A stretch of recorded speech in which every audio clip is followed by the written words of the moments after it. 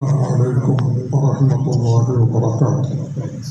الحمد لله رب العالمين والصلاة والسلام على أشرف المرسلين وعلى آله وصحبه أجمعين أما بعد. സ്നേഹാദരവുള്ള ഉസ്താദുമാർ, ബഹുമാനമുള്ള നാട്ടുകാർ, സഹോദരന്മാർ, സയ്യിദന്മാർ, മഹത്തായ ഒരു പരിപാടിയിലാണല്ലോ നമ്മൾ ഒരുമിച്ച് കൂടിയിരിക്കുന്നത്. ഈ ബദർ എന്ന് പറയുമ്പോഴേക്കിന് ഇതെന്തൊരു ഭീകര സംഘടനയാണ് എന്ന് പല ആൾക്കാരും തെറ്റിദ്ധരിച്ചവരുള്ളത് തോന്നുന്നു. എന്നാൽ കാര്യത്തിന്റെ കടപ്പ് അതല്ല. റസൂലുള്ളാഹി സ്വല്ലല്ലാഹു അലൈഹി വസല്ലം തങ്ങൾക്ക് നുബുവത്ത് ലഭിച്ച് 13 വർഷക്കാലം മക്കയിൽ താമസിച്ചു. ശത്രുക്കളായ മുശ്രിക്കീങ്ങളുടെ ഇടിയും തൊഴിയും പൊത്തും ഏറ്റുമുണ്ട്. ആരെങ്കിലും ഈ പ്രസ്ഥാനത്തിൽ ഒരു മെമ്പറായി ചേർന്നാൽ അവനെ വകവരുത്തുക, ഇതായിരുന്നു ലക്ഷ്യം. നല്ല സ്വഭാവത്തിന്റെ ഉടമയാണ് നബി. അല്ലമീൻ എന്ന പേരിലാണല്ലോ അറിയപ്പെട്ടിരുന്നത്. എല്ലാവരും സുസമ്മതനായിരുന്നു. പക്ഷെ ഈ പ്രസ്ഥാനം ഇങ്ങോട്ട് പറഞ്ഞപ്പോൾ ആൾക്കാരതിന്റെ എതിരിൽ ഉറഞ്ഞുകൊള്ളാൻ തുടങ്ങി. നമ്മോട് ഒന്നും ചെയ്യരുത്, ഇങ്ങോട്ട് എന്ത് ചെയ്യുകയാണെങ്കിലും തിരിച്ചടിക്കരുത് എന്ന സന്ദേശമാണ് അള്ളാഹു നൽകിയിരുന്നത്. പരിശുദ്ധ ഖുർആൻ പരിശോധിച്ചാൽ നമുക്ക് മനസ്സിലാവും. 70ഓളം ആയത്തുകളില് പ്രതിരോധം വേണ്ട, എന്ത് ചെയ്താലും അത് നമ്മള് പേടിക്കുക തന്നെ, തിരിച്ചടിക്കണ്ട. 70ഓളം ആയത്തുകൾ പരിശോധിച്ചാൽ നമുക്ക് മനസ്സിലാക്കാൻ കഴിയും. അങ്ങനെ എല്ലാ നിലക്കും ഇവിടെ അക്രമവും അനീതിയും വഴിച്ചുവിട്ട് ഈ പ്രസ്ഥാനത്തിൽ ആരെങ്കിലും അംഗമായി കഴിഞ്ഞിട്ടുള്ളവരുടെ സ്വത്തിനും ശരീരത്തിനും സമ്പത്തിനും കുടുംബത്തിനും ദ്രോഹമേൽപ്പിക്കുന്ന ഒരു ഗതികേട് തന്നെയുമല്ല, അവസാനം അവരെ കൊല്ലാനാണ് തീരുമാനിച്ചത്. എന്തായാലും ഈ പ്രസ്ഥാനം വളരാൻ പറ്റുകയില്ല, അതിന്റെ പ്രബോധകനെ വധിക്കുക, അതായിരുന്നു ലക്ഷ്യം. അങ്ങനെയാണ് നബി ഇവിടുന്ന് സ്ഥലം വിട്ടത്, മദീനയിലേക്ക് പോയത്. ജീവിക്കാൻ പറ്റാത്തത് കൊണ്ട്, ഇവിടെ നിലനിൽക്കാൻ പറ്റാത്തത് കൊണ്ട്. അവിടെ പോയിട്ട് മദീനയിൽ പോയി 2 വർഷം കഴിഞ്ഞു.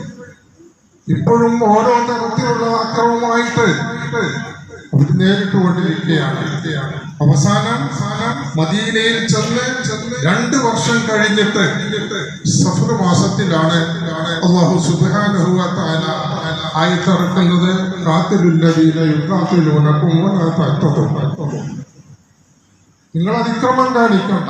ഇങ്ങോട്ട് ആരാണോ നിങ്ങൾ എതിർക്കാൻ വരുന്നത്, ആക്രമിക്കുന്നത്, അവരോട് നേരിടുക. ആ നിർദ്ദേശം 2 വർഷം കഴിഞ്ഞതിന് ശേഷമാണ് വന്നിരിക്കുന്നത്. എന്നിട്ട് അതിന്റെ ശേഷം ആ സഫർ മാസം കഴിഞ്ഞതിന് ശേഷം ആ റമദാൻ 17-ന് ആണ് ഈ ബദർ യുദ്ധം എന്ന് പറയുന്നത് നടക്കുന്നത്. നമ്മളൊരു യുദ്ധത്തിനൊന്നും മെനക്കെട്ടല്ല. നമ്മളെ എല്ലാ സ്വത്തുക്കളും, നമ്മൾ ഒരുപാട് കലകളും സമ്പത്തുകളും എല്ലാ സാധനങ്ങളും അവരുടെ കയ്യിലുണ്ട്. അബൂ സുഫിയാന്റെ നേതൃത്വത്തിൽ വരുന്ന ഒരു 40 പേരടങ്ങുന്ന ഒരു 50,000 വെള്ളി 50,000 സ്വർണത്തിന്റെ സമ്പത്തുമായിട്ടാണ് ഷാമിൽ നിന്ന് അബൂ സുഫിയാൻ വരുന്നത്. അത് പിടിക്കുക, നമ്മളതൊരു പാഠം പിടിച്ചിട്ടുണ്ടല്ലോ എന്ന ലക്ഷ്യത്തിന് വേണ്ടിയിട്ടാണ് ഇവിടുന്ന് പുറപ്പെട്ടത്. പക്ഷേ കഥകളൊക്കെ നമുക്കറിയല്ലോ. അബൂ സുഫിയാൻ വഴിമാറി. അപ്പോഴത്തേന് അബൂ സുഫിയാൻ മക്കയിലേക്ക് വീട് നൽകി. നിങ്ങളുടെ കച്ചവട സംഘത്തെ ആക്രമിക്കാൻ, പിടിച്ചെടുക്കാൻ മുഹമ്മദും പാർട്ടിയും ഒരുങ്ങി തയ്യാറായിട്ടുണ്ട്. നിങ്ങൾക്ക് വേണമെങ്കിൽ അത് സംരക്ഷിച്ചോളൂ എന്ന് പറഞ്ഞുകൊണ്ടിട്ടുള്ള വീരം കൊടുത്തു. അപ്പോഴേക്കിന് അബൂജഹലിന്റെ നേതൃത്വത്തിൽ പടക്ക് വേണ്ടിയിട്ട് തയ്യാറായി. എല്ലാ സജ്ജീകരണങ്ങളോടും കൂടി 950 പേരായിരുന്നു അവര്. 950 പേര് സർവായുധധാരികളായി കൊണ്ടിട്ട് വഴിമാറി കച്ചവട സംഘം രക്ഷപ്പെട്ട വീരം സന്തോഷം അവൻ മക്കയിലേക്ക് കൊടുത്തു. ഇനി യുദ്ധത്തിന് വരേണ്ടതില്ല എന്ന് പറഞ്ഞപ്പോൾ ധിക്കാരിയായിരിക്കുന്ന അബൂജഹൽ ഇല്ല, മടങ്ങുന്ന പ്രശ്നമില്ല, ബദറിൽ ഞങ്ങൾ പോയിട്ട് കള്ളു കുടിച്ച് നർത്തകികളെ കൊണ്ട് നൃത്തമാടി മുഹമ്മദിന്റെയും അവന്റെ പരിവാരത്തെയും ഇവിടുന്ന് എന്നേക്കുമായി നിഷ്കാസനം ചെയ്യും എന്ന ശപഥം ചെയ്തുകൊണ്ടിട്ടാണ് അബൂജഹലിന്റെ നേതൃത്വത്തിൽ പോകുന്നത്. റസൂലുള്ളാഹി സ്വല്ലല്ലാഹു അലൈഹി വസല്ലം വരുന്നുണ്ട് എന്നുള്ള വിവരം കിട്ടപ്പോൾ സഹാബത്തിനോട് മുശാവറ ചെയ്തു. നമ്മൾ എന്ത് വേണം അവര് യുദ്ധം ചെയ്യാൻ വരുന്നുണ്ട്, നമ്മളെന്താ ചെയ്യേണ്ടത്? സിദ്ദീഖെന്നവരും ഉമർ എന്നവരും നിഖദാദ് എന്നവരും ഒക്കെ പറഞ്ഞു എനിക്ക് എന്താ വേണ്ടത് ചെയ്യാം. വല്ലത് പറയാലോ. ഒരു മുഹാജിരികളാണ്, ഒരുപ്പെടുന്ന പോയവരാണ്, അവര് പറയും സ്വാഭാവിക. തങ്ങൾ പറഞ്ഞു അശീർവാദയ, വീണ്ടും തങ്ങൾ പറയാം നിങ്ങൾ അഭിപ്രായം പറയണം. അപ്പൊ അവിടുന്ന് അൻസാരികളുടെ നേതാവാണ്. അവരെഴുന്നേറ്റിട്ട് പറഞ്ഞു നബിയെ, തങ്ങൾ ഞങ്ങളെ കുറിച്ചാണോ പറയുന്നത്?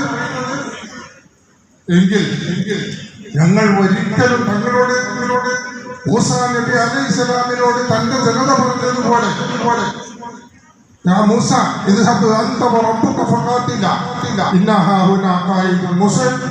നീയും എന്റെ റബ്ബും പോയിട്ട് അവരോട് ശത്രുക്കളോട് യുദ്ധം ചെയ്ത് ഞങ്ങളോട് ഇരിക്കാം. ഈ വാക്ക് ഞങ്ങൾ ഒരിക്കലും പറയുകയില്ല. ഞങ്ങൾ പറയുന്നത്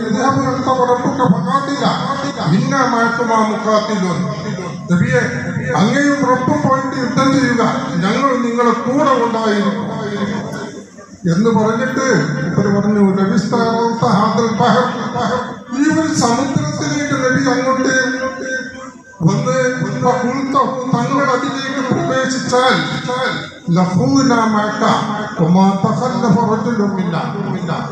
ഒരൊറ്റ കുട്ടിയും ഞങ്ങളുടെ കൂട്ടത്തിൽ നിന്ന് പിൻവാങ്ങുകയില്ല. അതുകൊണ്ട് ഫസ്റ്റിന്റെ അർത്ഥങ്ങൾ മുമ്പോട്ട് നടക്കും. ഇത് കേട്ടപ്പോൾ തങ്ങൾക്ക് അങ്ങേയറ്റത്തെ സന്തോഷമായി.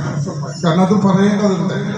എന്തുകൊണ്ട് അക്കബ ഉടമ്പടിയില് അൻസാരികൾ പറഞ്ഞിരിക്കുന്നത് തങ്ങൾ ഞങ്ങളുടെ നാട്ടിലേക്ക് വരും, മദീനയിലേക്ക് വരി, നിങ്ങളുടെ നാട്ടിൽ നിങ്ങൾക്ക് ഇരിക്കാൻ സ്വൈര്യമില്ലെങ്കിൽ ഞങ്ങളുടെ നാട്ടിലേക്ക് വരും, ഞങ്ങളുടെ ഭാര്യമാരെയും പെൺകുട്ടികളെയും ഏത് നിലക്ക് സംരക്ഷിക്കും ആ നിലക്ക് നിങ്ങൾക്ക് സംരക്ഷണം തരാമെന്ന് പറഞ്ഞിട്ടുണ്ട്. അപ്പൊ നമ്മളുടെ നാട്ടിലുള്ള സംരക്ഷണയെ പോലെ ഏറ്റെടുത്തിട്ടുള്ളൂ. അതുകൊണ്ടാണ് തങ്ങൾ വന്നത് ബദറിൽ വന്നത് മദീനയുടെ പുറത്തുള്ള സ്ഥലമാണ്. അപ്പൊ ഇവിടെ അവരുടെ അഭിപ്രായം എന്താണെന്ന് അതാ തങ്ങൾ ആരാഞ്ഞുകൊണ്ടിരിക്കുന്നത്. അവര് തങ്ങൾക്ക് സന്തോഷമായിരിക്കുന്ന മറുപടിയാണ് നൽകിയത്. ഒരൊറ്റ കുട്ടിയോ തങ്ങളുടെ പിന്നിൽ നിന്ന് ഞങ്ങൾ പിന്തിരിയുകയില്ല എന്ന് പറഞ്ഞപ്പോൾ അങ്ങേയറ്റത്ത് സന്തോഷമായി. അപ്പൊ തങ്ങൾ പറഞ്ഞു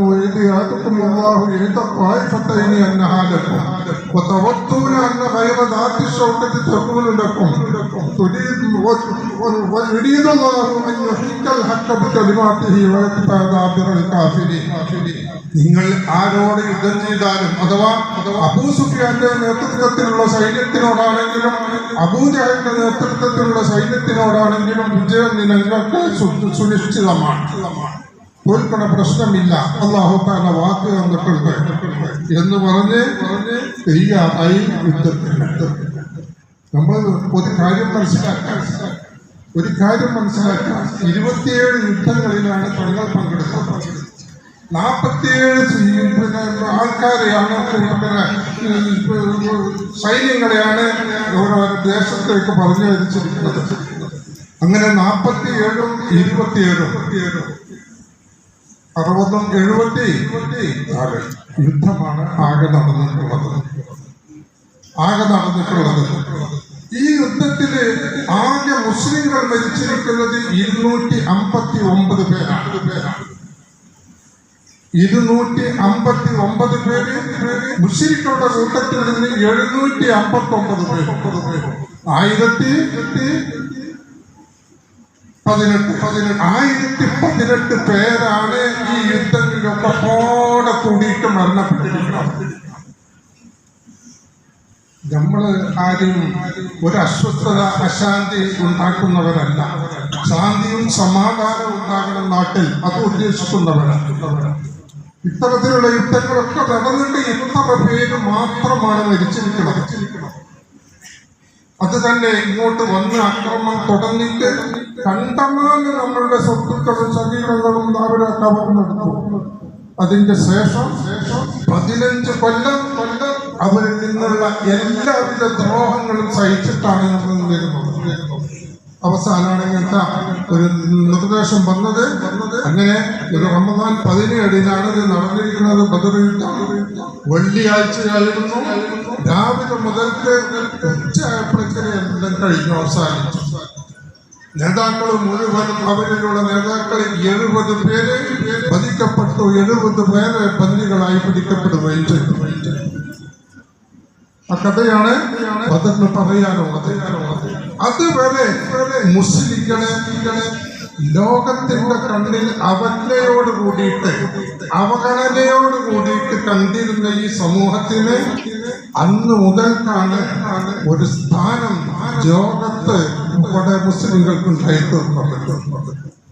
ഒരു ആദരവിന്റെ ഒരു അംഗീകാരത്തിന്റെ കണ്ണോടുകൂടെ നോക്കാൻ തുടങ്ങിയത് ഈ ബദർ യുദ്ധത്തിന്റെ ശേഷമാണ്. ഒരു സംഗതി സത്യത്തിന്റെയും അസത്യത്തിന്റെയും ഇടയിൽ ഇരിക്കാം എന്ന ഒരു വസ്തുത ഈ ബദറിന്റെ ശേഷമാണ് ഉണ്ടായിരിക്കുന്നത്. ചുരുക്കത്തില് കഥകളൊക്കെ നമുക്കെല്ലാവർക്കും അറിയുന്നതാണ്. കൂടുതലൊന്നും സംസാരിക്കുന്നില്ല. അവരൊക്കെ നമുക്ക് നേടിത്തന്നതായിരിക്കുന്ന ഈ ദീനാണ്. നമ്മൾക്കിപ്പോ അങ്ങനത്തെ യാതൊരു വിഷമങ്ങളും ബുദ്ധിമുട്ടുകളും മുസ്ലിം ആയതിന്റെ പേരിൽ ഇപ്പോ അനുഭവിക്കേണ്ടി വന്നിട്ടില്ല. എങ്കിലും ഇവരെ പോലെ നമ്മൾ ചെയ്തിട്ടില്ലെങ്കിലും അവരോടുള്ള അങ്ങേയറ്റത്തെ സ്നേഹം നമ്മുടെ മനസ്സിൽ വളർത്തും. നബി തങ്ങൾ പറഞ്ഞത് ഖിയാമത്ത് നാൾ എപ്പോഴാണെന്ന് ചോദിച്ച വ്യക്തിയോട് തങ്ങൾ പറഞ്ഞതാണ്, ഞാൻ നീ എന്ത് അമലാണ് ഈ ഖിയാമത്ത് നാളിന് വേണ്ടി ചെയ്തത്? ഞാനൊന്നും ചെയ്തിട്ടില്ല. പക്ഷേ ഞാൻ ഇനി ഒരിക്കും ഞാൻ അള്ളാഹിനെയും അള്ളാഹിന്റെ റസൂലിനെയൊക്കെ ഇഷ്ടപ്പെടുന്നവരാണ്. ആ തങ്ങൾ പറഞ്ഞത് എന്നൊക്കെ നീ ആരാണ് ഇഷ്ടപ്പെടുന്നത് അവരോടൊന്നിച്ചുണ്ടായിരുന്നു. ആ ഒരു സ്നേഹം മാത്രമാണ് നമുക്കുള്ളത്. കൂടുതൽ സംസാരിക്കുന്നില്ല. ബദരീങ്ങളുടെ ഹക്കുജാഹ് ബർക്കത്തുകൊണ്ട് നമ്മുടെ എല്ലാവിധ തെറ്റുകുറ്റങ്ങളും അല്ലാഹു മാഫാക്കി തരട്ടെ. നമ്മളിലുള്ള എല്ലാ വിഷമങ്ങളും അല്ലാഹു തആല ദൂരീകരിച്ചു തരട്ടെ. ഇത് ലോകത്തിന്റെ വിവിധ ഭാഗങ്ങളിൽ വിഷമങ്ങളൊക്കെ തന്ന മുസ്ലിം സഹോദരന്മാരും രാജ്യങ്ങളൊക്കെ ഉണ്ടല്ലോ, അവർക്കൊക്കെ എല്ലാവിധ സംരക്ഷണവും രക്ഷയും അല്ലാഹു തആല നൽകി അനുഗ്രഹിക്കട്ടെ. നമ്മുടെ മുസ്ലിങ്ങളെ എല്ലാ ഭാഗത്തും ഉള്ളവരെ അല്ലാഹു സുബ്ഹാനഹു വ തആല അവന്റെ പ്രീതിക്കനുസരിച്ച് ജീവിച്ചു കൊണ്ടിട്ട് അവന്റെ ഇഷ്ടമനുസരിച്ച് ജീവിച്ച് രണ്ട് ലോകത്തും വിജയം കൈവരിക്കുന്ന സജ്ജനങ്ങളുടെ കൂട്ടത്തിൽ നമ്മളെയും അവരെയും ഉൾപ്പെടെ അനുഗ്രഹിക്കട്ടെ. ആമീൻ എന്ന് മാത്രം പറഞ്ഞ് എൻ്റെ വാക്കുകൾക്ക് വിരാമം കൊടുക്കുന്നു. അസ്സലാമു അലൈക്കും വറഹ്മത്തുള്ളാഹി.